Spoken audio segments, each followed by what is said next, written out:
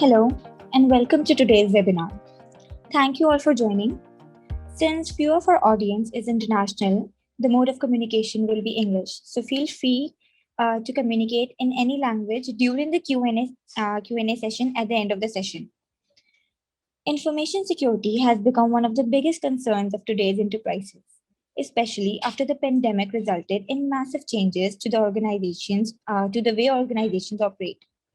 Luckily, there are ways to be proactive about this, and one of those ways is by using ISO 27001. Explaining the power of this standard and how it can boost your InfoSec posture by 69% is Mr. Syed Nabeel Iqbal. Currently serving as the Director Advisory Services at Business Beam, Mr. Nabeel is a lead trainer at LearningCert. He has over 16 years of industry experience in which he conducted 150 plus successful training sessions. He is also an internationally accredited trainer for 15 plus standards and frameworks, including COVID, ITIL, and of course, ISO 27001.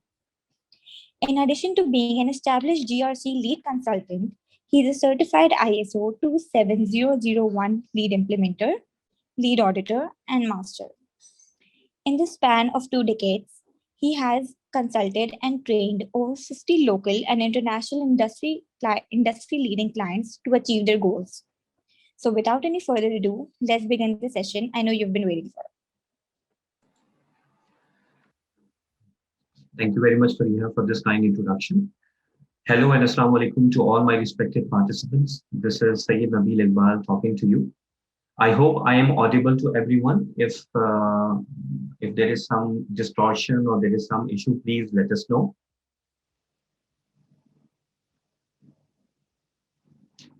Okay, so that I am audible to all of you.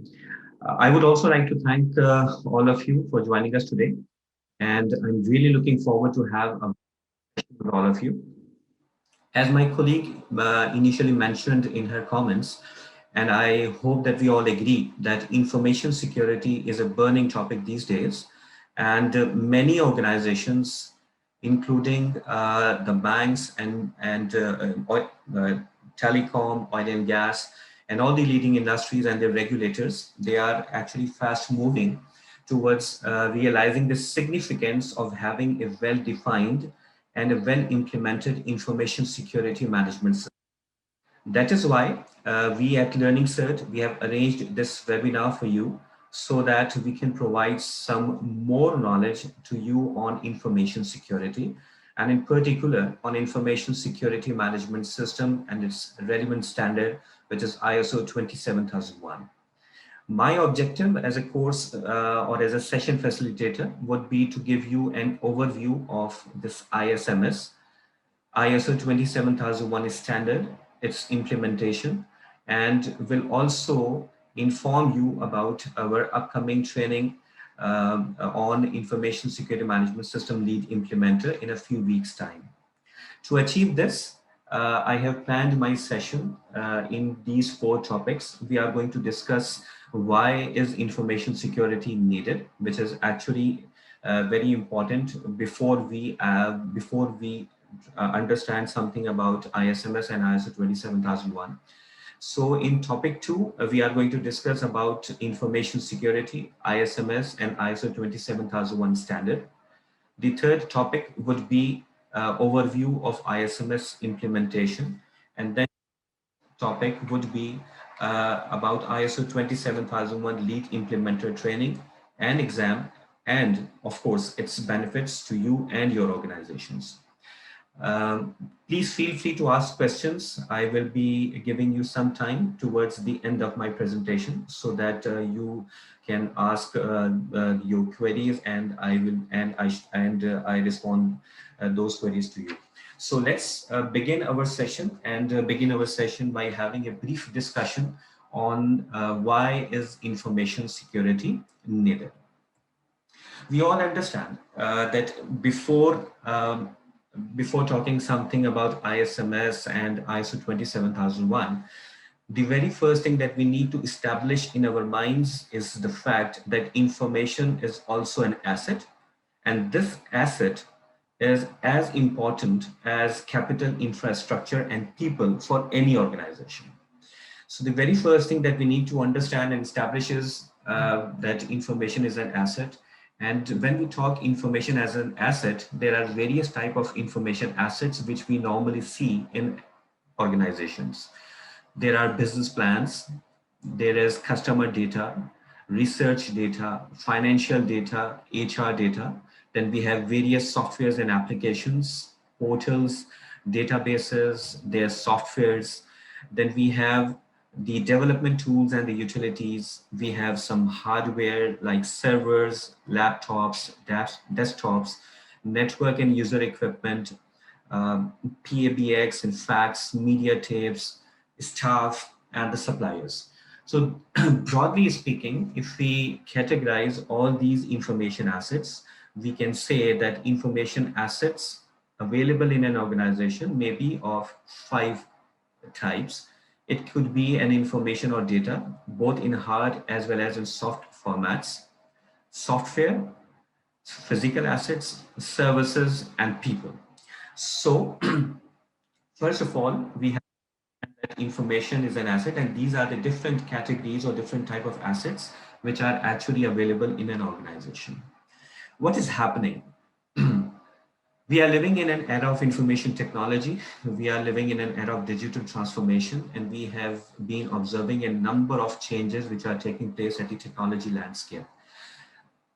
As long as the technology landscape is growing, we are also observing that the threat landscape is also growing at a very quick pace. And just to have a further confirmation on this constantly changing threat landscape, let's have a look at some quick facts. According to a recent research conducted in the year 2020, there is an observation that around 70%, 71% of all data breaches, they are financially motivated. Cyber attacks, they are not only increasing, rather their cost is also increasing. And in fact, around 18.3 million US dollars have been caused by these cyber attacks in various countries, including the US.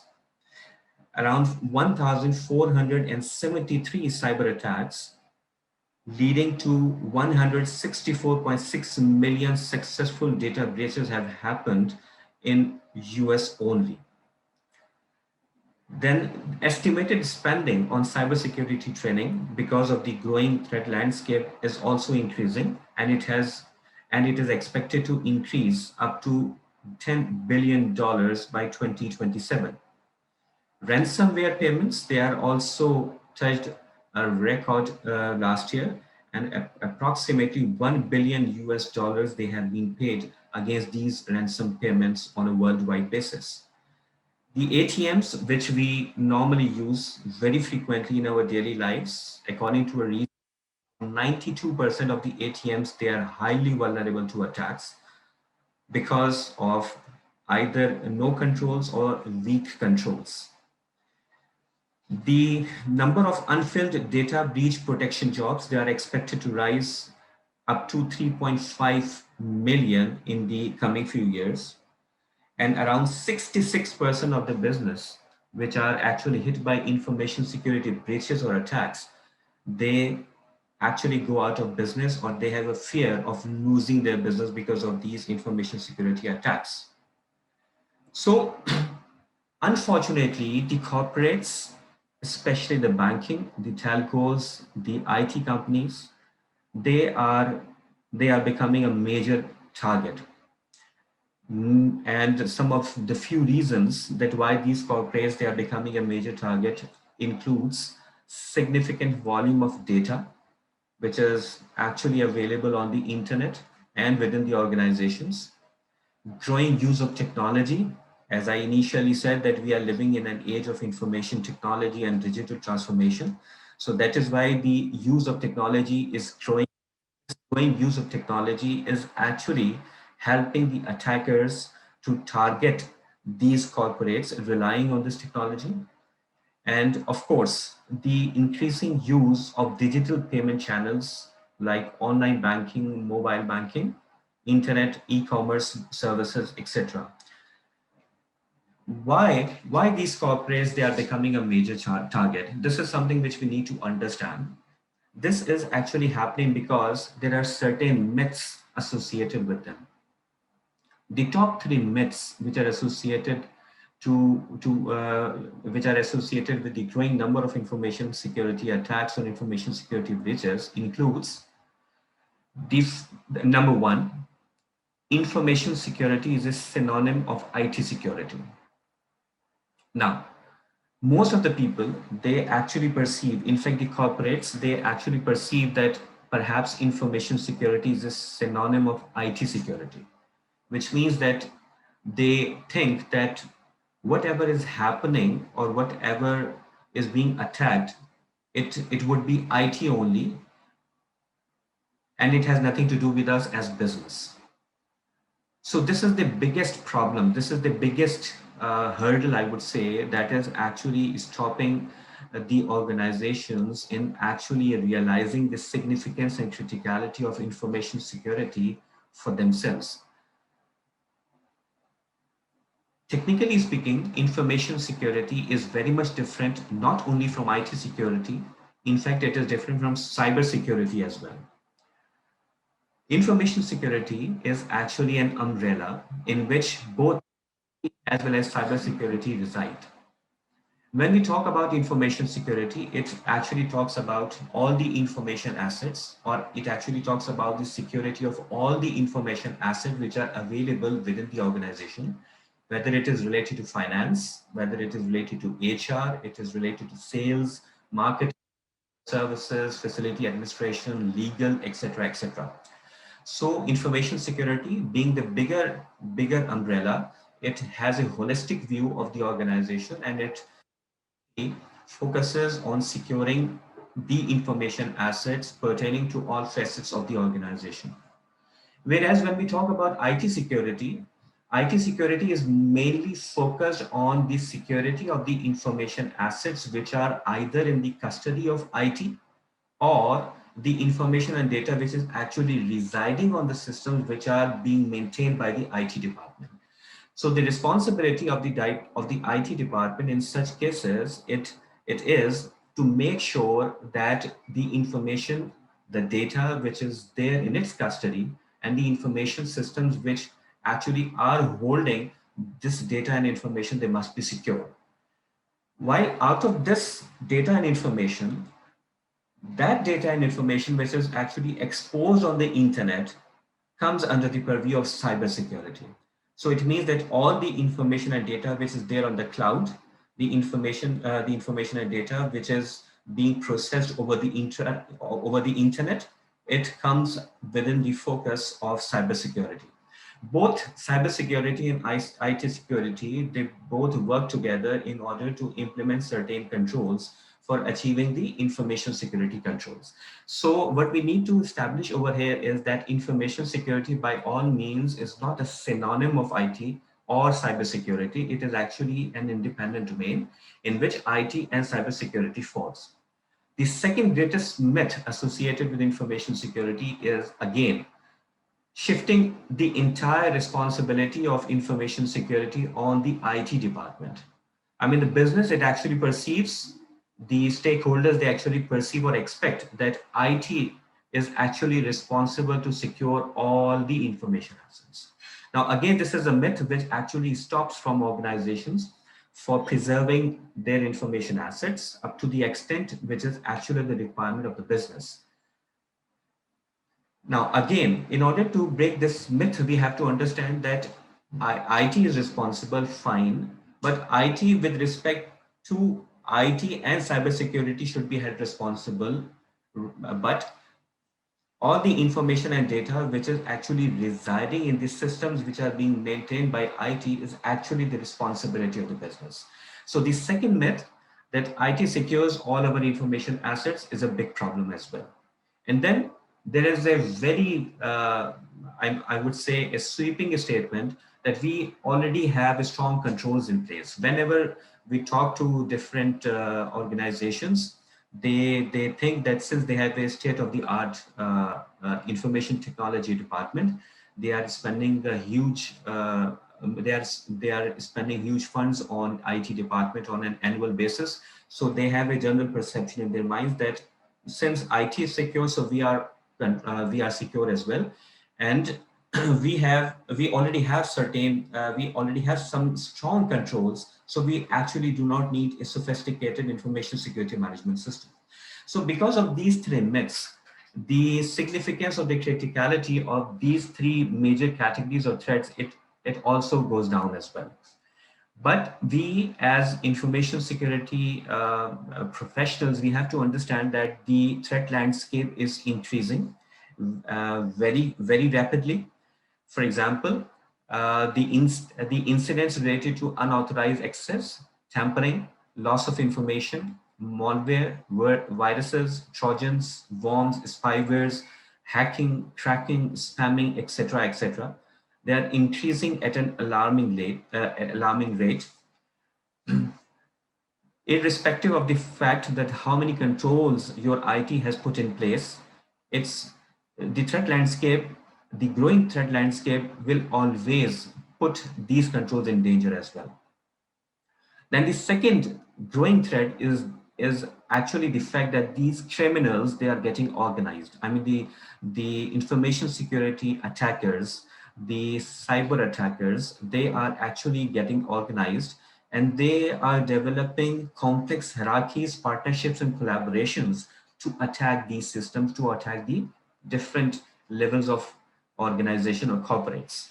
And then the data breaches, as I showed you in the previous slide, the data breaches, they are also increasing at a very rapid pace.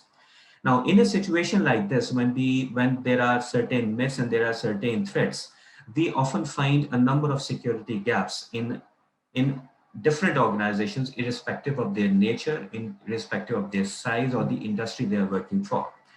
The common security gaps which are usually observed in of organization includes weak information security governance structure, roles and responsibilities, so many gaps in user access management, no or poor risk assessment and treatment,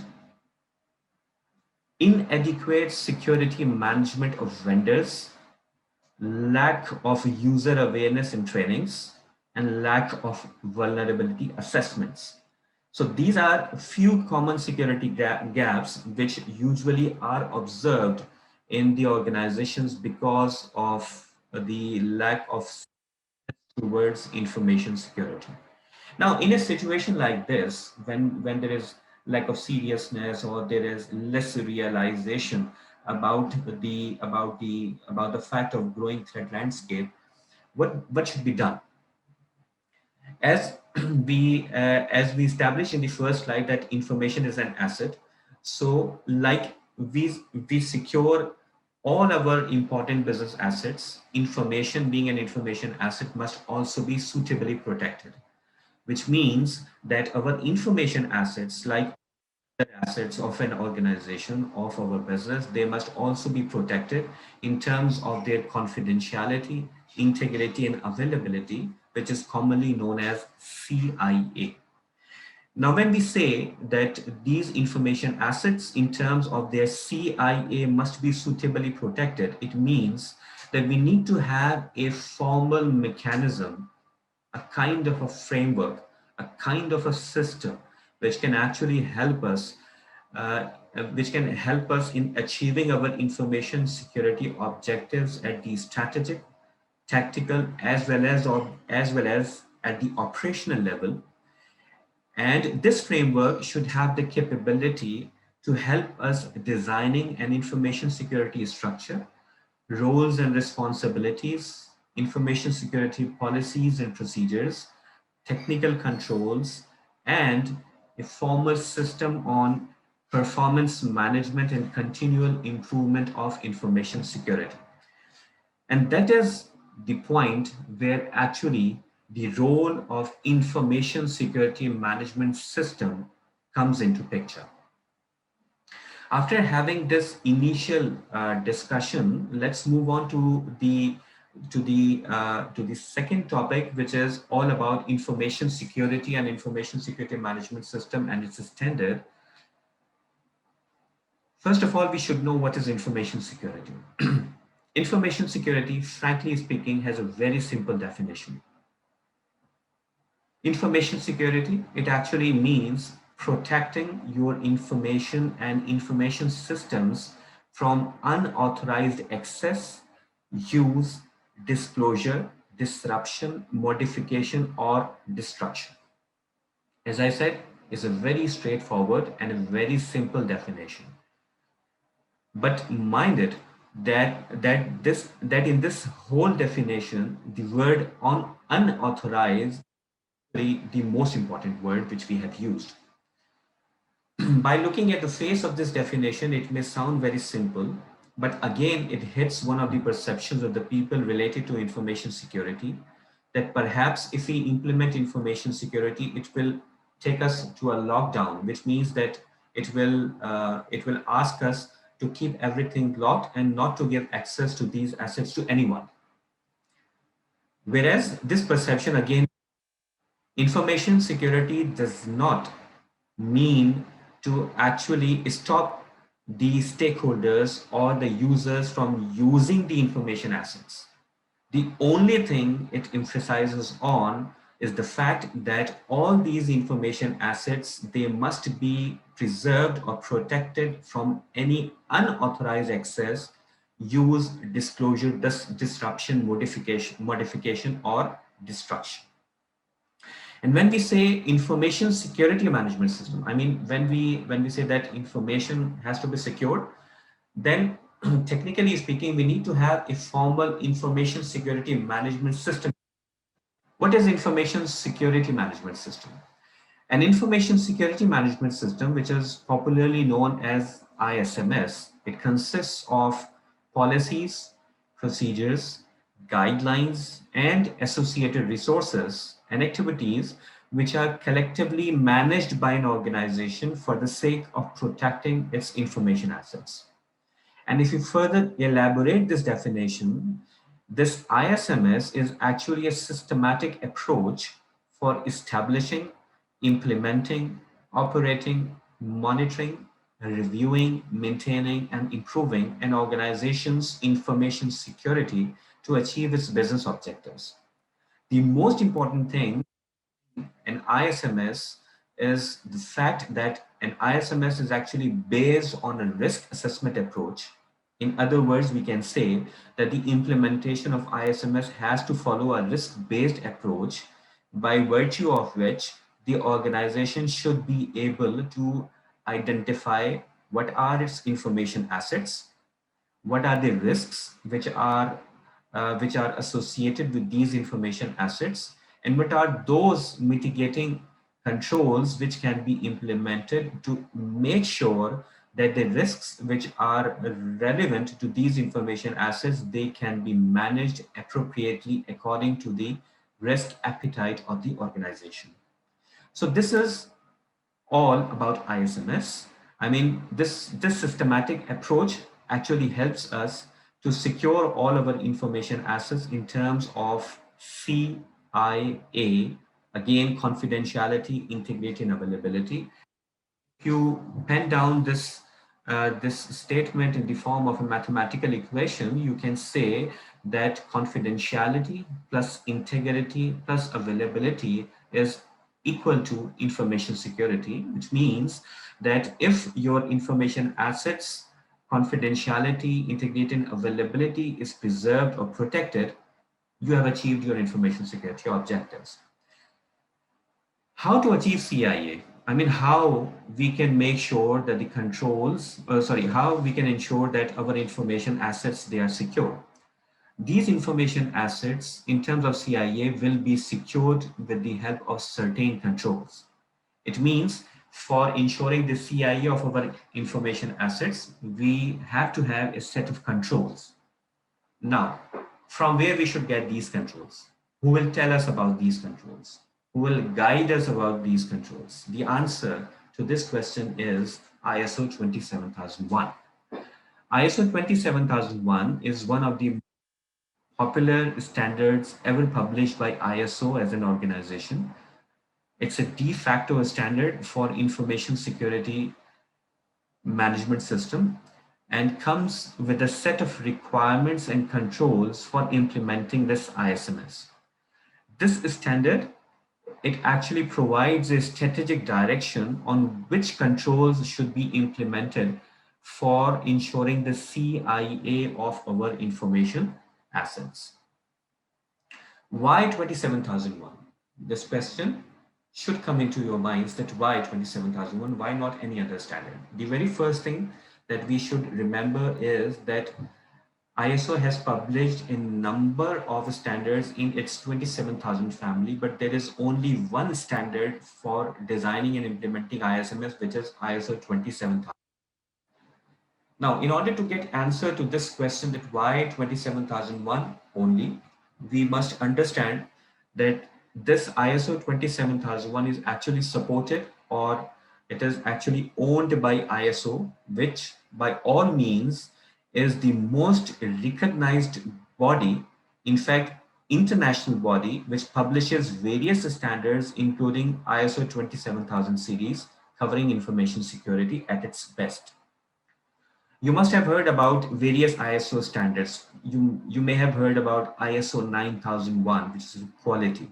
You may have heard about ISO 22301, which is for business continuity. You may have heard about ISO 45001, which is for occupational health and safety management. You may have heard about ISO 38500, which is for ISO governance. We have a de facto standard for information security, which is ISO 27001. So the very first, impetus to actually use ISO 27001 for the sake of designing this ISMS is the fact that it is owned and it is published by ISO, which is the most of standards worldwide.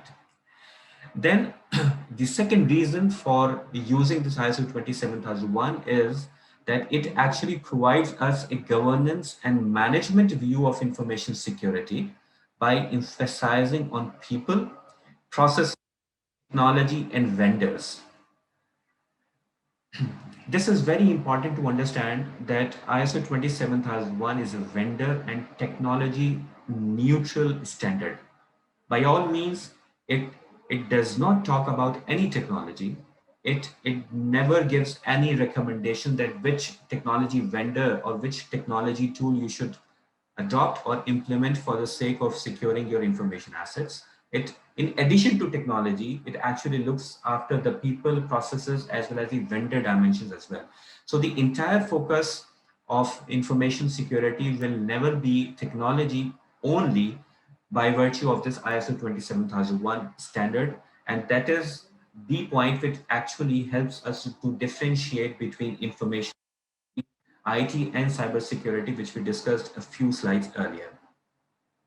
And then it actually guides us on how information security can be governed, managed, monitored, and improved as a system.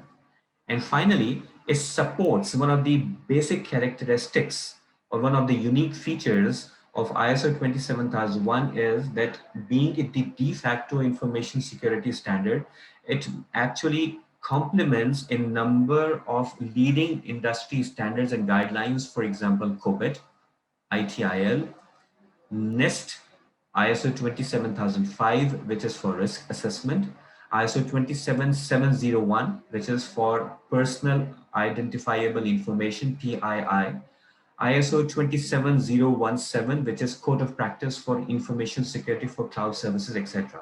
So it means that while you will work on ISMS by using this 27001 standard, you can always use the other leading standards and frameworks for the sake of designing this, for the sake of designing and implementing this ISMS, which, as I said, may include COBIT, ITIL, NIST, and any other standard which may apply to you as an organization or as an industry.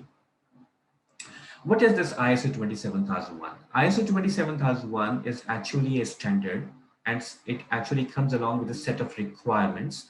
And these requirements, they are written in this standard in clauses 4 to 10.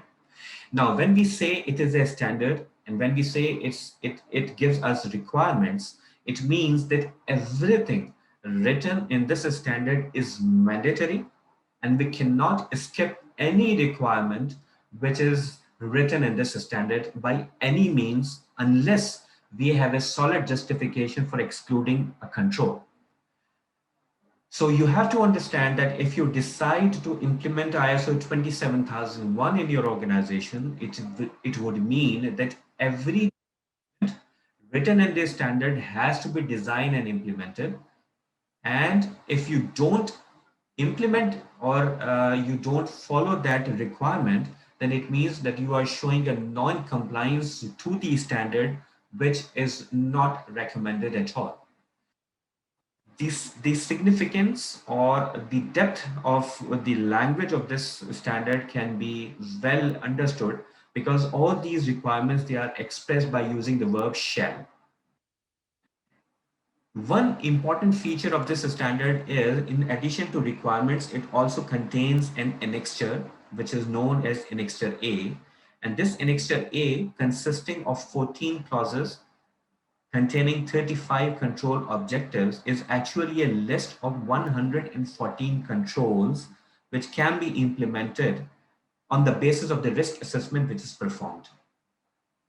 So in addition, so it means that this standard, it has two parts.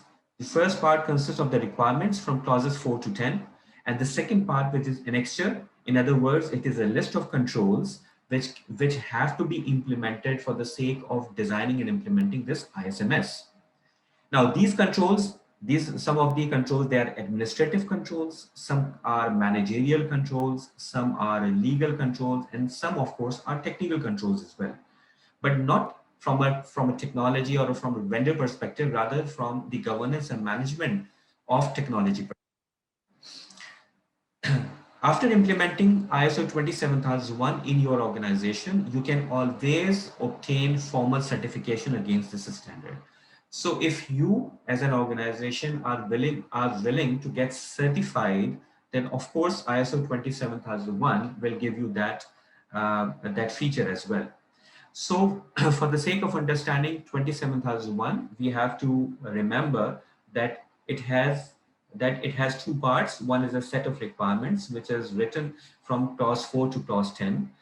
Then there is second part, which is a list of controls, which is commonly known as Annexure A, consisting of 14 clauses containing 35 control objectives and a list of 114 administrative, managerial, technical, and legal controls. And of course, you as an organization can achieve formal certification, which means that you can claim that you are an ISO 27001 certified organization. When we talk about the requirements from a structure perspective of this standard, we'll come to know that these requirements, the clause 4, it talks about context of the organization, which means that it is a requirement of the standard that you have to understand what are your stakeholders, what are the internal and external constraints, what are the internal and the external constraints which you would like to overcome by implementing this ISMS.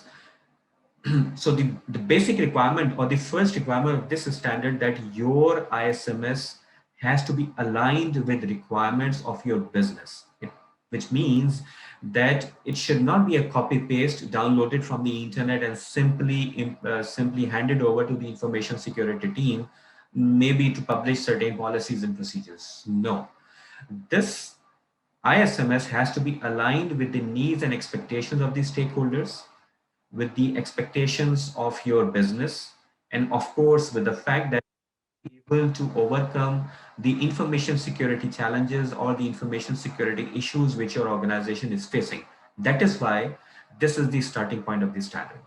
Then there is a very significant role of leadership. The executive management, the senior management has to be a part and parcel of this information security management system according to this standard, which means that everyone involved within and outside the organization has to be treated as an internal or the external stakeholder of ISMS, and that is why the role of management has been established, and that is one reason and that is one reason that why information security is considered as a business and a senior management issue rather than an IT issue only. Then we have the clauses including clause 6, which is on planning, that how this ISMS should be planned. Then we have a clause on support, which means that which resources will be required for implementing this ISMS. Then there are requirements in clause 7 about those resources and the support. Then we have clause 8, which is all about implementing the risk assessment or doing the risk assessment for the sake of identifying the risk associated with your information assets. And once all, and for, and during this operation phase or during this risk assessment phase, we actually use the annexure A, which, as I said, is actually control objectives and controls so that we can design this.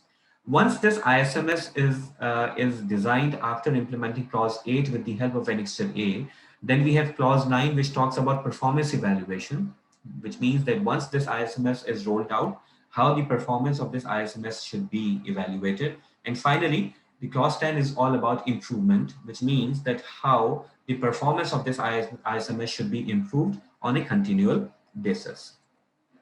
If I give you some more details about this 27,000 family, you should also know that there are various publications which are included in this family, but some of the publications, they are vocabulary, like ISO 27001. Sorry, ISO 27,000 is all about all the terms and the definitions which are used in this standard.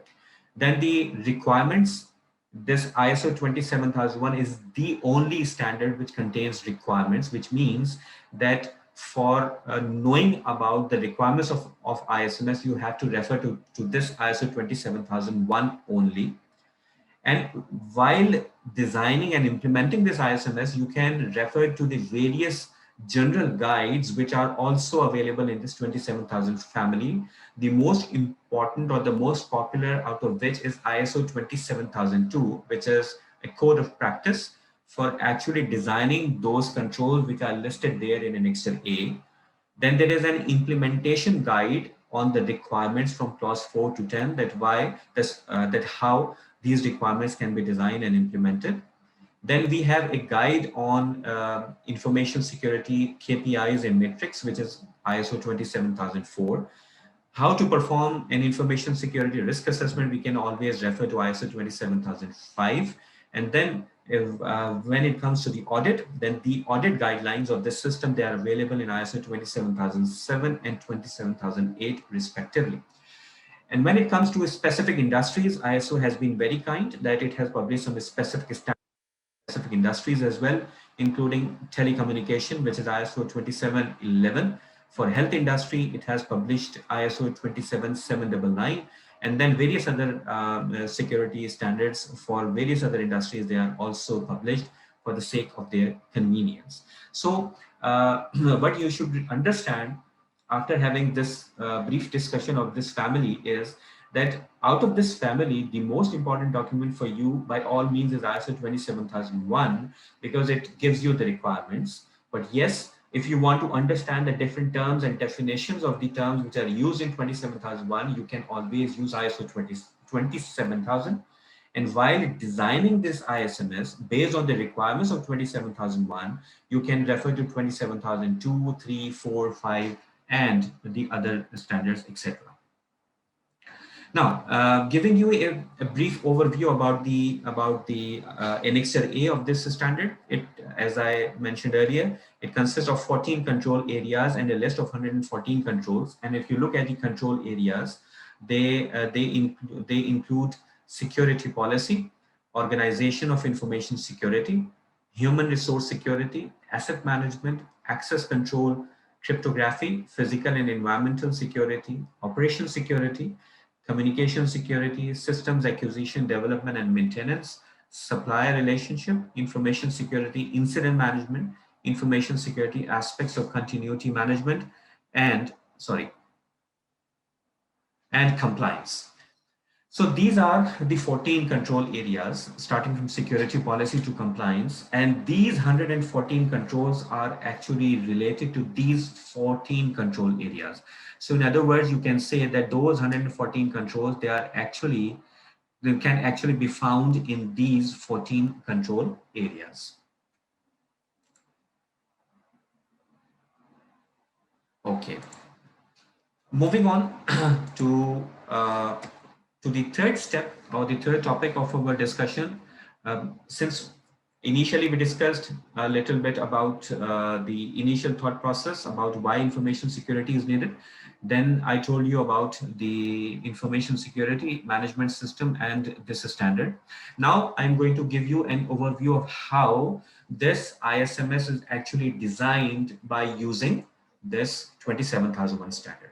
So by using 27001, as I have told you, we can always design this ISMS, and the building blocks of the ISMS according to this standard are these. Normally, good professional organizations or good professional consultants, they actually use the PDCA cycle, the plan, do, check, act cycle, for the sake of implementing this ISMS. And according to this PDCA cycle, the building blocks of ISMS includes, in planning, what we plan is to establish a structure, a formal structure of information security governance and management, information security roles and responsibilities, and of course the resources, the human resources, the physical resources, the budgetary resources, the technical resources which are actually required for implementing the system. Then risk management, as I told you previously, that this is actually the backbone of this ISMS. So risk management is a very important building block of this ISMS, because with the help of this risk management approach, we actually identify all of our information assets. We conduct a thorough risk assessment by using a good risk assessment approach, and we come to know that what are those risks which are acceptable for us and what are those risks which are not acceptable for us. So there is risk management is the most important building block of this ISMS. Training and education, very important to understand that people are the weakest link as far as an information security management system are concerned. You have a very good system, I mean, you have a very good set of policies, you have a very good years, you have very strong technical control, but if your people, they are unaware, or if the people, they are not educated on information security, then you are always at a very high risk. So that is why training and education has been included as a building block of this ISMS. In two phase, the risk management planning that you do in phase one is actually executed, and this is actually the time when we actually identify all of our information assets belonging to the 5 categories that we discussed in the first slide. We conduct the risk assessment by identifying the threats, vulnerabilities, existing controls, the likelihood or the probability, the business impact, quantifying the value of risk by using a suitable risk quantification criteria, and by identifying that what are those risks which are acceptable and what are those risks which are not acceptable for us.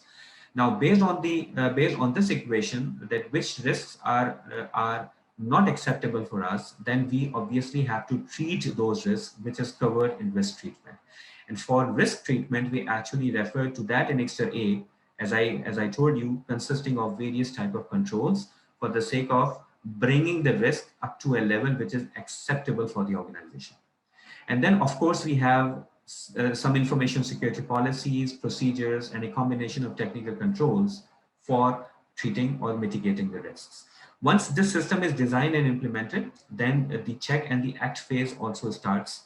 In check phase, I mean the evaluation phase, what we evaluate is we evaluate the performance of the processes and all the controls that we have implemented. And this is actually achieved by having a well-defined set of KPIs and metrics. And this actually helps us to know that what are those processes which are giving us the desired results, and what are those controls which are not. And on the basis of this formal performance evaluation, on the basis of on the basis of quantifiable data actually helps us in making informed decisions. And then management review, as I told you previously, that senior management has a very important role, has very strong expectations of this standard from the senior management. So it provides us actually the requirement that how the system should be reviewed by the senior management and the relevant stakeholders. And then internal audit is also one important component or a building block, that once the system is implemented, then of course the internal audit has to be performed to make sure that the system is actually working as per the expectations or as per the information security system which has been implemented. And based on the findings of the management reviews, performance evaluation, and of course, internal audit, definitely there has to be a certain mechanism for taking corrective actions as well as the preventive actions, so that the incidents or the information security weaknesses, they can be removed or reduced, and they can be avoided from recurring in the future. And the last building block of this system is continual improvement, which means that the system from plan till act phase will remain incomplete if it is not improved on a continual basis. So if you look at this slide, you can easily understand that what ISMS is all about. And if you are planning to design and implement an ISMS in your organization, it means that you have to use all these blocks for the sake of building your ISMS in the organization. And if we pull out any of these building blocks, believe you me that the entire ISMS will break down. So these are requirements. I mean, all these requirements, or these are actually the components of your ISMS, and without and by skipping any of these requirements or any of these blocks, your ISMS building will remain incomplete. Now, to give you a quick overview about the policies which are required by this standard. The policies required includes an overall information security policy, a policy and policies on access control and user acceptable use, mobile devices, teleworking, cryptography, key management, clear desk and clear scheme, information backup, secure development, supplier relationships, information transfer and exchange. On this slide, I will tell you something very practical, which is actually prevailing in various industries, including banking, telcos, IT, and even the oil and gas as well. While implementing ISMS, especially by referring to ISO 27001, there is a general observation that the professionals or the information security team, it tends to use all 114 controls as a policy in their ISMS.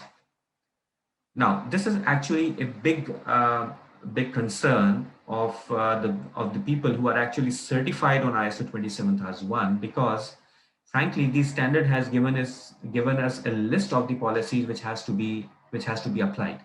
So there is no use, or there is you are actually increasing your own burden if you are using all those 114 controls found in Annexure A as a policy. So it is actually a practice which is prevailing, as I said, in many of the industries, and it actually goes against those implementers during the internal audits, the external audits, and of course during any other inspections, or even during at the time of implementing them. It becomes very hard, very difficult. So it's always a good idea that when you are referring to a standard, or you are using a particular standard for defining your management system, you should be aligned with the requirements of that standard only. No need of going beyond that. So it's always good to keep the number of policies minimum as a best practice. You should keep the number of policies at a minimum, and these minimum number of policies which are actually required by the standard is actually 12. And if you have implemented these 12 policies, it means that you have covered almost every aspect of information security management system as a policy cover. Now, the procedures which are required by this standard, it includes procedures on risk management, on asset management, on HR security management, access control, physical and environmental security, change management, capacity management, technical vulnerability management, and incident management. Now, regarding the procedures, the standard has not has that how many procedures you should have in this ISMS, but as a best practice, you should have at least these procedures in place. Now, the tools, of course, information security, as we started off our discussion by having a discussion on IT security and cyber security. And obviously, it remains incomplete without talking about the tools or the information security technical area. So the minimum tools, which are a bare minimum expectation of the information security team, is that you should have at least intrusion detection and prevention systems, which are IDS and IPS, firewalls, antivirus, SIEM solutions, and threat monitoring tools, DLPs, which is data leak prevention tools, PAMs, privileged access management tools, patch management, network and information systems, scanning tools. So these are the bare minimum tools that you should have. Now, as the technical teams, they will definitely tend to implement additional controls, but by and large, these are the controls which should be a part of your ISMS when you are talking about securing your information systems and information processing facilities on a technical ground. Now, till this, up till now, we have covered the basics about information security. I have told you about information security management system and the standard, and have also given an overview about the implementation building blocks, as well as to the policies, procedures, and the technical controls, which are supposed to be implemented in this ISMS. Now, let's talk about the ISMS lead implementer training and exam, and of course, its benefits to you. LearningCert, it actually offers a PECB accredited lead implementer course. And this lead implementer course is actually a 4 days instructor-led training. And our next ISO 27001 lead implementer training is scheduled from 15th to 18th March. And this training actually uses a mix of case studies, quiz, workshops, practical discussions, and the domains which are covered in this training. It includes fundamental principles and concepts of ISMS, information security management system, planning the ISMS implementation, implementing the ISMS, performance evaluation, monitoring and measurement of ISMS, continual improvement, and preparing for the certification audit of ISMS. Now, whatever we have discussed today was actually an overview because of the fact that it's a webinar in which we wanted to give you an overview about these components and about this ISMS as a whole. But if you are looking to have a career in information security, if you are already a part of a team which is designing and implementing an ISMS, if you are an information security practitioner by any means, or if you are willing to have an information security position, or if your organization is willing to implement an ISMS, then this certification or this lead implementer certification is actually a must for you.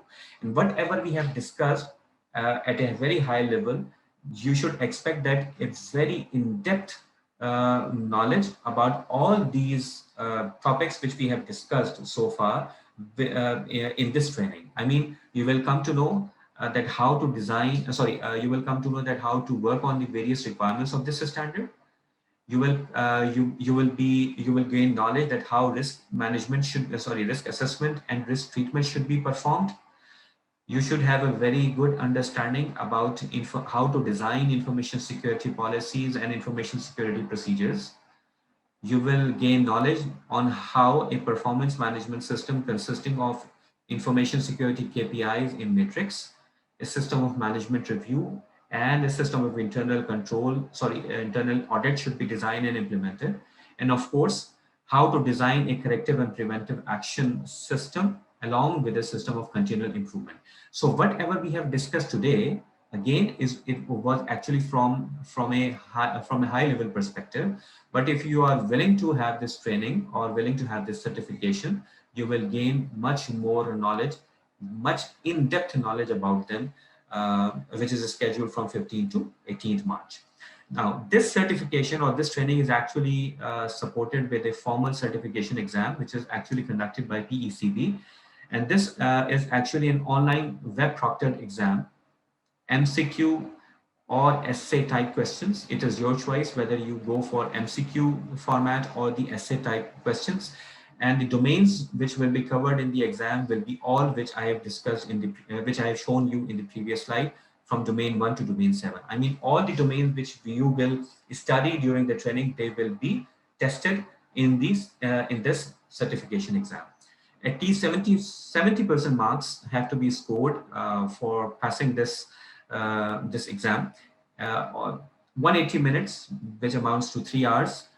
It is available to you for doing the exam. And if you select English as a non-native language, then you can always get 30 additional minutes.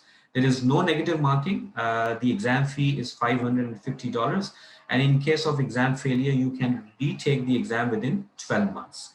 The prerequisites for becoming a certified ISO 27001 lead implementer, it includes you must have at least 5 years of professional experience. Out of these 5 years, you should have spent at least 2 years in the information security domain. You must have uh, at least 300 hours of project activity related to information security. And then, of course, since you are going for a PECB certification, so you have to sign a PECB code of ethics, which is available on their website. You may be having a question in your mind that what is PECB? So by the way, this PECB is actually an international certification body, which is becoming very popular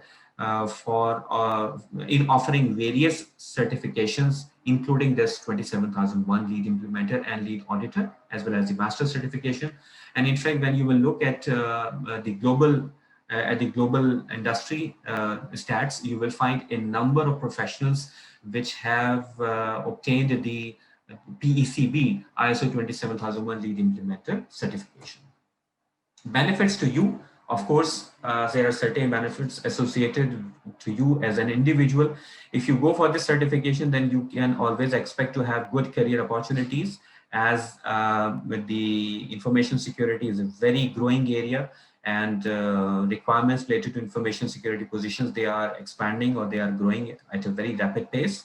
You have a long-term career prospect with multiple growth opportunities in leading industries, including banks, telcos, oil and gas, FMCGs, etc. In global regulators, including the State Bank of Pakistan, they have started to pursue ISO 27001, and they have started to use or recommend ISO 27001 to design an information security governance and management framework. And they are pushing the financial institutions very hard for using this standard for the sake of designing their ISMS. And of course, when you are certified, then your capability and credibility as a professional, it also increases, and you get instant recognition in a global community consisting of privileged information security professionals. Go for a certification, then according to the stats, around 52% of the organization, 52% of the individuals who have attained this certification, they have considered it to be worthwhile. And 69% of the certified professionals, they have used this certification for the sake of improving their information security posture. 56% of the organizations, they have and the individuals, they have used this certification to gain a competitive edge. And of course, 55% of the organizations, they would like to ensure legal and regulatory compliance, achieving formal certification against this standard. And from an organization's perspective, there are various advantages. It depends on the nature of industry you are working for, the nature of organization you are working for, that how you are perceiving information security and how information security is actually important for you. So, but as I said, that it is one of the most popular standards, and it's actually a need of the time that your information assets should be secured. As I have repeated multiple times, that this is actually an era of information technology, a digital transformation. We as normal users, we cannot live without internet, whether in offices or whether at our homes. Similarly, we have started online services up to a very great extent as compared to our previous experiences. So from an organization perspective, this ISMS, it actually helps you to improve the security posture of your organization. It helps you to improve the overall security governance by having a well-defined information security structure, roles, responsibilities. Then it gives you the assurance that you are following best practices, because the standards, they always give you best practices. So by using this ISMS, with the help of this standard, you will always conform to the internationally recognized best practices. It will help you to reduce cost. I mean, you will make informed decisions, because you have a formal incident management system, you have a formal change management system, you have formal risk management system. So whatever decisions will be taken, they will be taken on the basis of a certain rationale, and that would actually help you in avoiding investments or incurring cost in the areas which can be avoided. And then obviously it provides you a certain marketing edge if you are an organization which would like to use this certification as a competitive edge.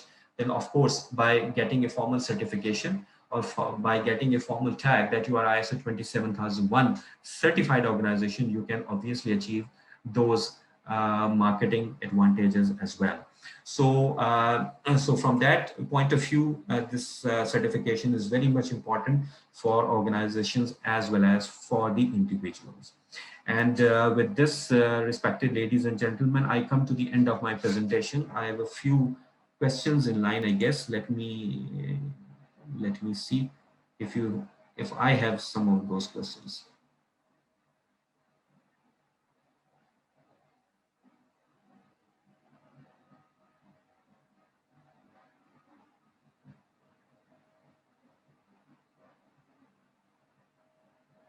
Okay, Mr. Babar Khan has asked me a question. It's a very important one, wondering why we have a separate for telco. It's a very important question.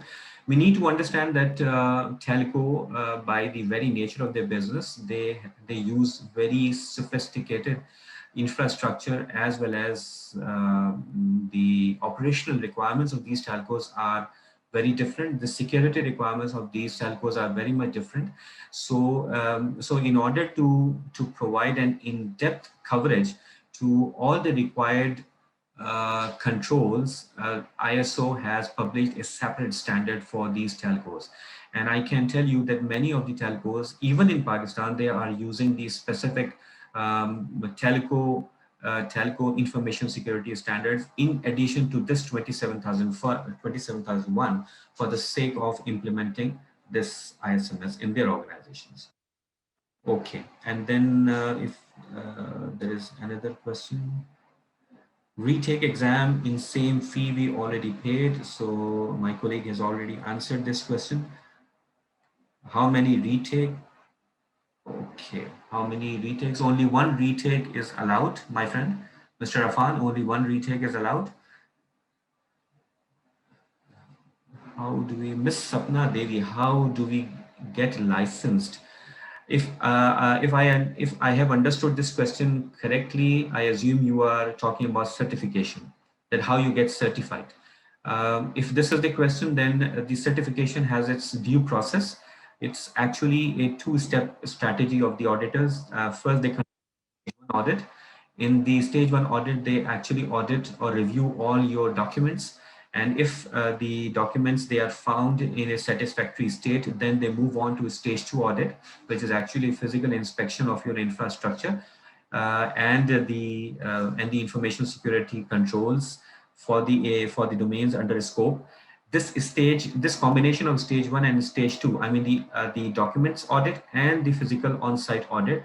On the basis of these two audits, the auditor actually decides or approves you for a certification. And if you successfully qualify in these two audits, then the auditor recommends to the certification body that you should be awarded a formal ISO 27001 certification. So I hope I have answered your question if it was related to the certification process. Okay, which approach is better to embed all the mandatory policies in IS policy or keep them separate? Mr. Mirza is asking this question. Well, it all depends, Mr. Mirza. It all depends upon the structure of documentation that you are following in your organization. I have seen a number of organizations who prefer to keep the policies separate for the sake of convenience, while many of the organizations they prefer to have one single manual in which all the policies can be clubbed together as one policy manual. So, my answer to this question would be that you have to check your documentation management system and you can manage these policies accordingly. But the safer approach is to keep the policies separate. Why? Because if there is a change in any one of the 12 policies that you have included in the manual, then it means that you have to revise the entire manual just because of one single policy. But again, the standard does not specify any requirements on this part. Okay, Mr. Haroon is asking a question that is ISO guide about the implementation of 114 controls. Yes, Mr. Haroon, ISO 27002 is is the code of practice, and this code of practice is actually a direct support for us to design the 114. Okay, fine. So, okay, another question coming up. Okay, no. So, ladies and gentlemen, I hope I have answered all your questions. So, with this, I have completed my part. I hope you must have gained some knowledge about the information security management system and ISO 27001 standard. And as I told you that we already have planned one ISO 27000 lead implementer training and certification starting from 15th of this month. So if you are interested, please feel free to join us in that training. And thank you very much for your patience and for listening to me. I'm really looking forward to remain in touch. Thank you very much. Over to you, Fariha. Thank you. Thank you so much, Sir Nabeel, and thank you everyone for being a part of today's webinar. If you're interested in learning more about ISO 27001 and implementing an ISMS, you can enroll in our ISO 27001 lead implementer course via our website. Also, I'd like to add that since we collected your phone numbers in our registration form, we'll be adding you to an exclusive WhatsApp group where you can share questions and interact with our training experts, training advisors, and subject matter experts. We'll also be sharing upcoming courses, schedules, and other offers there. If you wish to opt out of the group, please type opt out in the chat. We'll wait for a minute.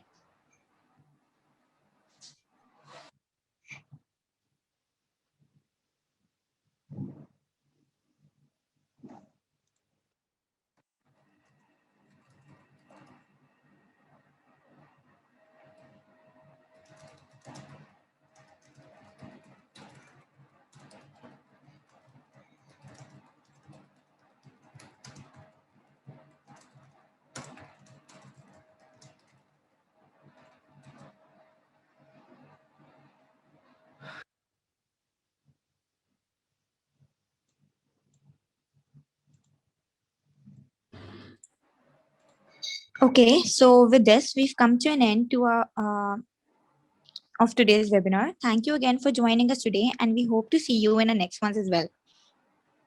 Take care of yourself. Allah Hafiz. Thank you.